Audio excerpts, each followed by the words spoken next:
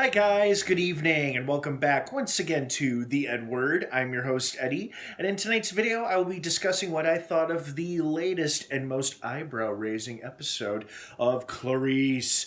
I just watched the newest episode late last night. I was too tired to upload my review, and now I'm finally ready to do so. Now, before I begin, of course, please be warned, this is a spoiler-filled episode review, so if you're not caught up on Clarice by the most recent and third episode, you might not want to keep watching or listening, as I will be going into great detail regarding big, huge, shocking spoilers, character details, all that jazz. So, you have been warned. That being said, let's dive right back into it. So, like I've stated in my previous review video regarding this show, I kind of thought this show would go like a serial killer by serial killer style of storytelling, where they tackle a different serial killer case at a time.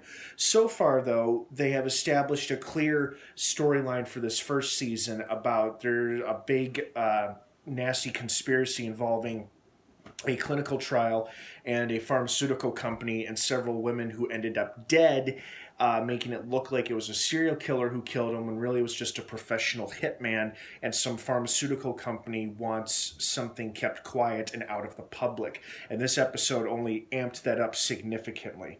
I really enjoyed how the other members of the team, besides Krendler and Clarice, got to really shine throughout this episode. You know, we had the sniper sort of bonding and grilling the suspect at the same time.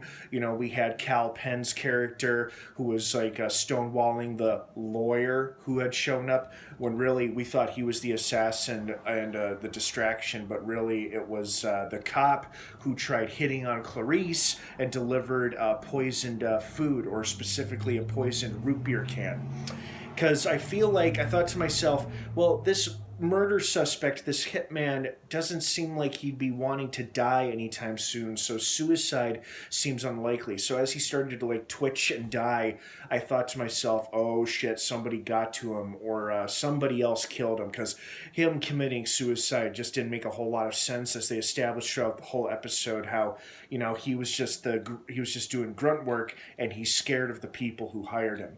So it made a lot of sense when they revealed, oh shit, he was poisoned, you know, by that root beer can.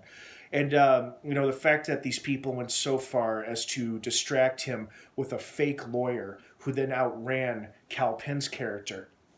You know, and just the fact that they've infiltrated, you know, an FBI building, you know, just shows you just to how far and determined this pharmaceutical company or whoever these people are willing to go to protect their dark secrets. So it was a pretty good episode. It was kind of like an espionage thriller, and I actually liked it quite a bit. I also got to say, the show so far, but especially this episode, has done an exceptionally good job along the lines and themes of trauma and PTSD. Like, Catherine Martin has clearly become agoraphobic. She can't leave and is unwilling or unable to leave the physical safety of her home. Hell, she can't even probably step outside of her own bedroom with the dog Precious, who's back. Looks just like the original dog, too, so good choice casting the pooch. But I also love how they were playing along the lines of trauma regarding Catherine, Clarice, and hallucinating about a moth and whatnot, and then calling out her psychiatrist or therapist, whoever that guy was. And then, like, even Senator Martin dealing with the trauma that her daughter still hasn't fully come back to her.